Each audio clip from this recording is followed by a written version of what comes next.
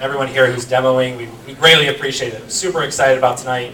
It looks like the bar is packed as well, so if you need a drink, grab it after this panel because it's going to be really exciting. Getting started, our first panel tonight is about designing the wearable future. So we're going to talk about some of the challenges, some of the improvements coming with wearables, and the merger between hardware and software. So we've got three amazing panelists. Let's bring them out. We've got Fleksy, Misfit, and Livescribe who are all here tonight. So guys, why don't you come on out? Let's have a round of applause for our panelists.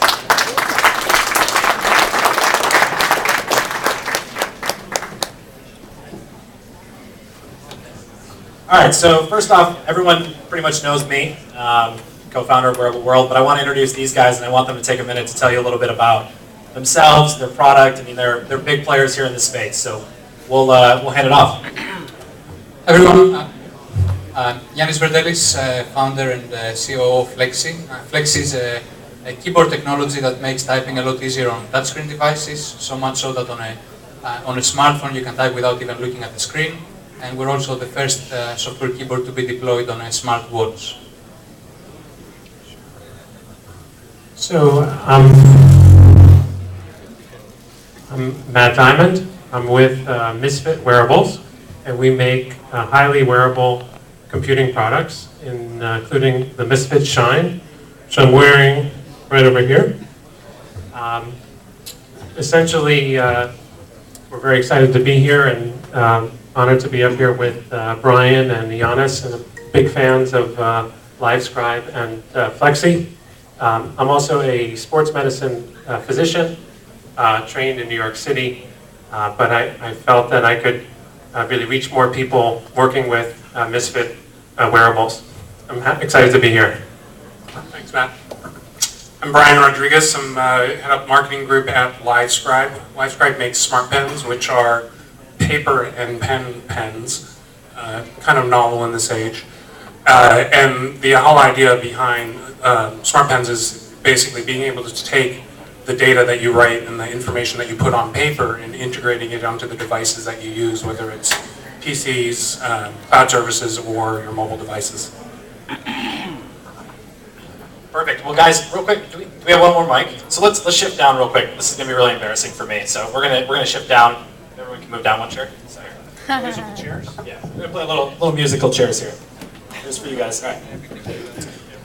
All right. So gentlemen, each of you have been in this wearable space for some time.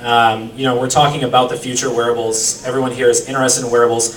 Let's start this off with, what do you see coming in the future, in the next year, as we enter 2014, the year of wearables as it's been touted?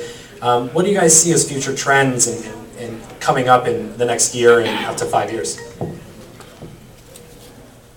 I think, generally speaking, just in the next year, it's going to be about integrating into the mobile ecosystem. And I think that the proliferation and the number of people that have smartphones and increasingly tablets is going to really be the impetus and the catalyst behind a lot of the devices that we're seeing starting to proliferate as well. So I think in the immediate future, that's going to drive a lot of what's going to be happening, and being able to integrate in a really smart and natural way is going to be more important than just being there. And so real quick to touch on that, and sorry, gentlemen, for going off on this, but in terms of integration, do you see that improving more on the hardware or the software side of things? Or excuse me, integrating? I think it has to happen on both. I think the sensors essentially need to be designed in a really smart way, but then I think the value and really the face of the wearable almost will be in the software interface. So it has to happen on both sides. No. I agree with Brian. I think that what we're going to see is a movement from today, where we have a lot of early adopters wearing wearables, to where it becomes more mainstream. And in order for that to happen, I think wearables need to be a little bit less gadgety and a little bit more smoothly fitting into the rest of people's lives. So I agree about the expansion our platforms, increased connectivity and communication between devices, and just devices becoming more of a normal piece of our lives. So what excites me really about the coming year is the discovery of more and more use cases for these devices. I think in the last year, wearables have become more and more powerful, more and more technologies getting embedded on them, more sensors, more capability. And right now, people are starting to figure out great things you can do with all this technology that is starting to appear on people's wrists or faces or wherever. And that excites me for the next year. Well, and you three are all perfect examples of those use cases. Each individually and what you guys are doing. I mean, we've talked a little bit earlier this morning together about the movement in health and how each of you kind of affect that industry a little bit. Before we go on to that, let's jump back to software. You guys have built products, and Joseph, you guys are on working with OMates and have designed some software. What are some of the challenges or differences you're seeing coming from the mobile web world over to the wearable space and software? Well, I think it's a bit like when smartphones started coming out, and in the beginning the normal reaction is to figure out what you cannot do with this new device class that you could with the previous one. And you kind of have to depart that mentality and see what new things you can do with this device that you couldn't previously. So for us, we're doing a keyboard, we're doing text input, and for us the opportunity is that suddenly people are getting millions of notifications on the wrist all the time, and people want to respond to these notifications. That's an opportunity that on the phone is less appealing.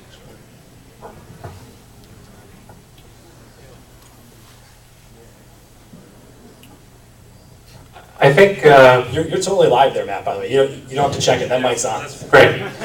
So I think what's important for software, for wearables, that distinguishes it from software for other devices, is really how glanceable it can be and how quickly and efficiently we can look at the displays and the interfaces that the software provides and get information without the information interfering with our lives. And I hope that, and I'm sure that we'll see in the coming years, wearables and the software that supports them solving more problems than they give us. And in other words, it's great to have notifications when we want them, but we don't want to have them all the time. So it's finding that balance, how to integrate seamlessly in a supportive way. We'll share this by you guys. Okay. I won't get the feedback though, right? No. Okay. Yeah, I agree with everything Matt said. I think those are all great points. I think the software really needs to be an enabler and can't get in the way of what you want to do with whatever it is, the information that you're trying to work with. And it needs to be designed in a way that integrates not only into your life, but also onto the particular device that you're using it for. So bringing in capabilities that are already built into the device and marrying that to the other device. So in the wearables, whether it's a Shine or the Smart Pen or whatever other wearable it is, and bringing it all together in a really meaningful, seamless, simple, easy to use, all the keywords that everyone knows and understands. So to talk further on in the future, when you guys are planning your products, I mean, you guys each have a hardware device and again a software device. Are you in this space planning to build something to improve someone's life or to change someone's life?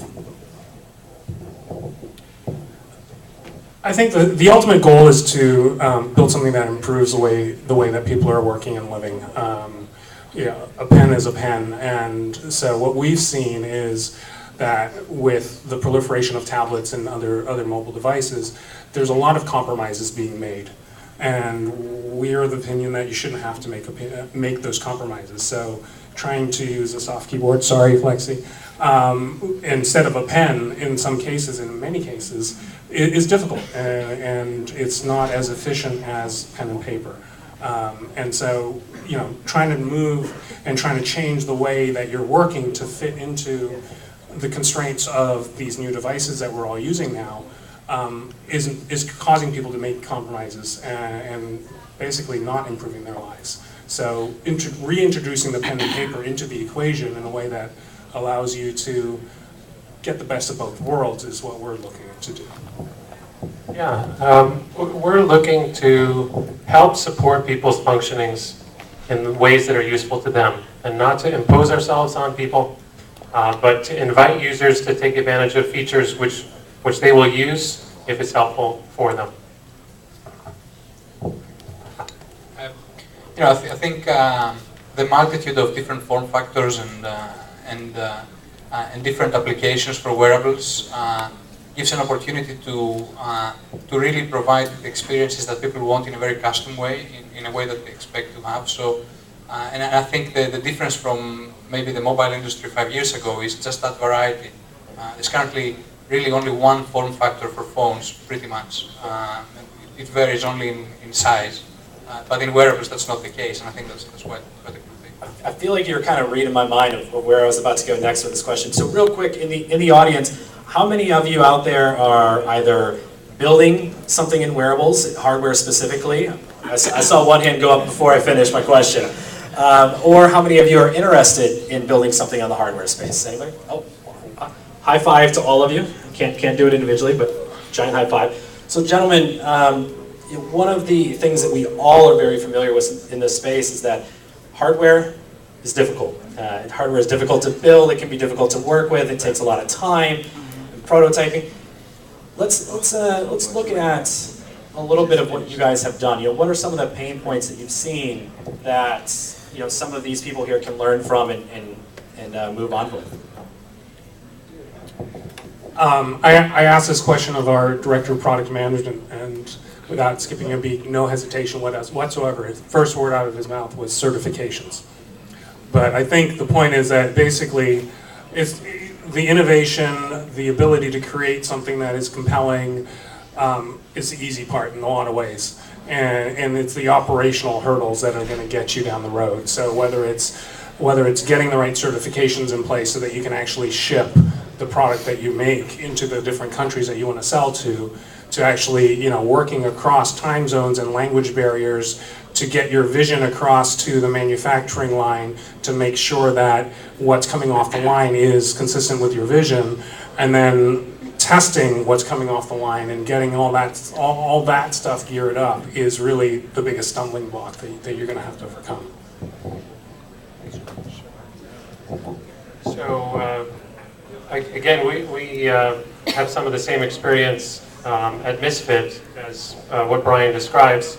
Building hardware is hard, and building good, reliable hardware is really hard. There's the design, the manufacturing, and the distribution, and each has its challenges. In terms of design, we really wanted to start by solving a problem and building hardware that solved that problem, rather than building hardware and then trying to stick it somewhere where we could apply it. It was actually a very good article by Marcus Weller, who's here from Scully Helmets, describing... Can Marcus raise his hand one more time, please? Yeah, describing 10 principles of design for wearables, and I encourage everyone to read it. Summarize things really nicely and in ways that we agree with. On the manufacturing side, it's really tough, and most probably for a consumer device, you're going to have to look overseas. There's a lot of cultural barriers to overcome in really expressing, communicating what it is that you're looking for, and you need to have your own quality control people there on the ground. And it's an iterative process, and it's not like software where the iteration, you can put out a new product overnight, a new version, make changes. Changes with software take time and take money. So for us, just to give you an example, we decided an important design principle for us is we didn't want our product, which is the Shine, to interfere with people's lives by having to be charged, every 5 days, every 7 days. So we said, we're going to produce a device that requires no charging. But that put tremendous restraints on the design end to maximize our energy efficiency, so we could do everything we wanted to do and go 4 to 6 months without charging. So you guys found a very good balance between fashion and function. Yeah, we really prioritize design and fashion and function, and we put a lot of demands on our engineering team to make it work. So Ioannis, you guys worked with Omate. I'd love to hear your perspective for, designing, software for particular hardware products, and maybe some of the hurdles, because we know Omate is just now being released and is just now coming out, and you probably went through multiple iterations with them as they were also going through iterations. So what were some of the pain points that you saw in that process? Absolutely. Am I on? Yeah. Absolutely. So I mean, when you try to fit something as challenging as a keyboard, which even on a phone it's challenging enough, and even on a tablet it's challenging enough from the software side, try to make it work on a touch controller this small. You start to see really some hardware limitations that exist, which starts to affect our software. And so, on occasions we had to work very closely with Omate to make sure the hardware works in harmony with our software. On other occasions we had to find software solutions and improve on software techniques we had from the phones and the tablets, so that they would work on something as small. It's a whole new level of challenge, and you sometimes have to go back to the drawing board, and techniques you've deployed on larger screens may just not work on a watch. So last question. We discussed this morning, and I want to bring it back up. The idea of partners. When it comes to software, we're very fortunate to have several people who give you access to certain things, APIs, different services that you can connect into your product to make it better, to move faster, to iterate, to change. What is one area that you saw was a benefit from a partnership in your guys' company? I mean, we can't do everything, and so when it comes to something with hardware or software, where was one point of the company that you thought it was best to partner and it turned out for the best? Well, I think one of the things with Wearables is, and we appreciate all of the hardware guys for building awesome stuff, it's that hardware manufacturers are no longer just these big corporations, but you have new companies with a very new vision and kind of creative vision, being out making compelling hardware. So from our point of view, we want to showcase how we can also define that industry with our product, and we thought it was great to work with Omate as a company that was creative and was kind of going places in the wearable space. So that's an opportunity for a software house really in the wearable space. The fact that you don't have to necessarily have your first partnership with a huge company. There are new companies in the space, yeah, and they're making awesome products. Yeah, partnerships are incredibly important, and for us, the ability to share our data, and for users to work across multiple platforms to gather physical activity data that the Shine collects with other data that comes in other aspects of their life and their health and their wellness is really important. And on the hardware side, it was really crucial for us to partner with companies that were making the most cutting edge components, because we were looking for the most energy efficient, most accurate devices like the sensors that are in Shine, and the technical electrical components. Oftentimes we were given access to them before other folks had heard that they were coming out. So that was really helpful. For us, we've had kind of two sides to the partnership coin. On the back end side, or the technology side, one of the things that we have in our product is the ability to search through your handwriting and even transform that handwriting into digital text. And rather than going out and trying to build our own handwriting recognition, we worked with a partner to integrate their technology.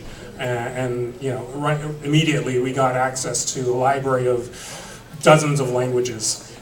So that basically has allowed us to scale really quickly to be able to offer a really, really useful service on the product side. So on the other side of the coin, I was just going to say is on the market side of the coin, what we have is at the end of the day a tool and a platform in a lot of ways. So we have the ability to bring the handwriting into a wide variety of use cases. So we have partnered with, for example, a healthcare company who is using our platform, our pen, to integrate handwriting and integrate pen and paper data into their back-end healthcare systems.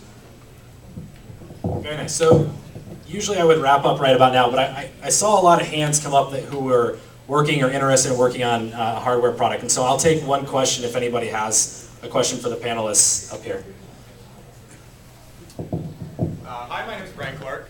So I see you guys all have your wearables, and a lot of people talk about how wearables are changing yourself. So how has the wearable that you have right now changed your life so far? So your Shine, your watch, and your Who wants to be the first to take it? So I'm wearing the Homemade True Smart, and it's a bit like getting the first smartphone that I got. So when you get it, you think, why do I need to get all these apps, and why do I need to get all this stuff in my pocket? And if I took your phone out of charge today for a couple of hours, you would know why you need it. So the fact that you get your emails and you get your Twitter and you get your Facebook on your wrist actually has grown on me over time. And just the same way that now I do a lot of stuff on my phone and I never do them on my desktop, there are a few things now that I've started doing on my wrist that I never end up doing on my phone or my desktop.